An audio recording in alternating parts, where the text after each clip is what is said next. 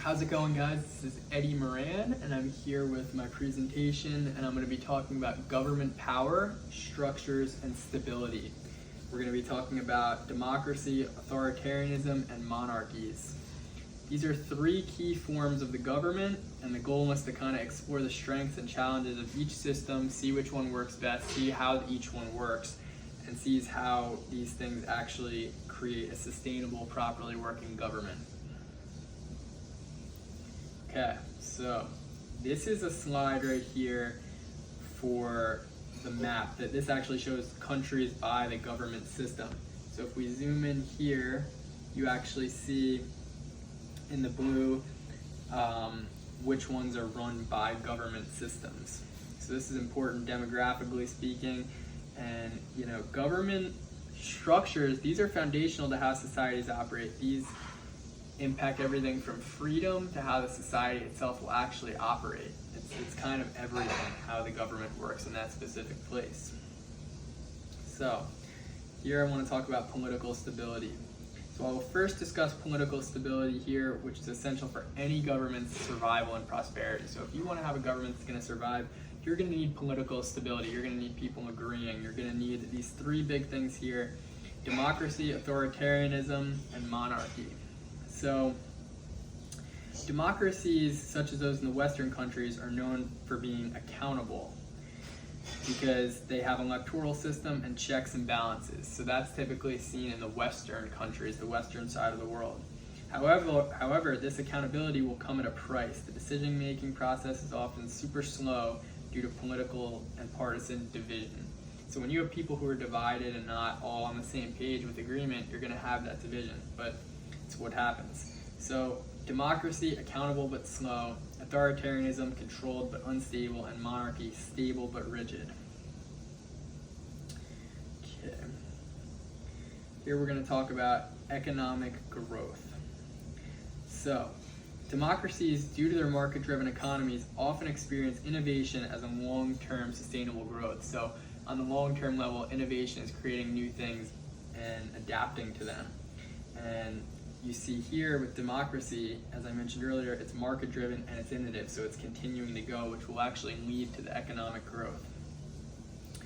So as far as entrepreneurs go, countries with democratic institutions tend to provide stability to businesses, and this is what's going to foster that environment for entrepreneurs.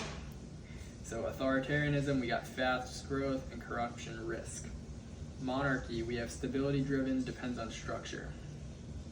So monarchies, the last one, they have a lot to do with economic performance, which is highly dependent on the constitutional framework of the government. So whatever the framework of the government is, that's kind of what the monarchy is going to depend on. Number 5, citizen engagement. So in democracies, citizens engage directly with the political process. So within any political process, you're going to have the people of the country engaging and becoming a part of it.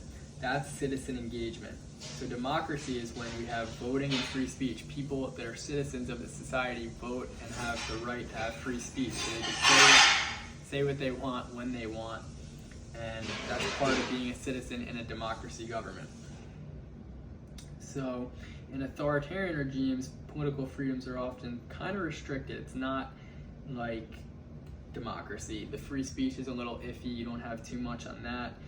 And voting rights can kind of be symbolic, so they're not going to be the same as in a democracy. It's less lenient. And then lastly, monarchies. These provide little to no participation from the general population.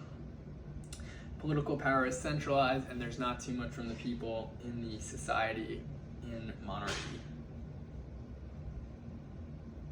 All right. Challenges and sustainability.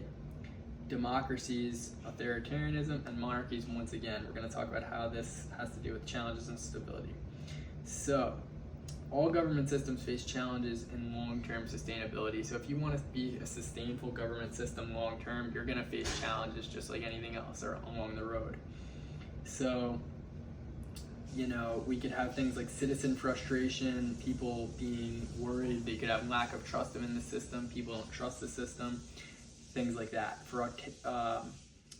And this is a problem because, you know, when there's all this uneasiness, you don't know if it's going to be good or bad. And yeah, so political divisions with democracy is a common theme. Authoritarianism, we have repression risks, collapse, and monarchies, we have people have to modernize to survive, they have to stay innovative, and that's a big challenge with that. So in conclusion, guys, we have, you know, no perfect system. Balance is key. You want a little bit of everything in moderation, and adaptability is going to equal long-term success. So adapting to things, being innovative, and, you know, staying along with what comes out. So that's going to be it. Thank you.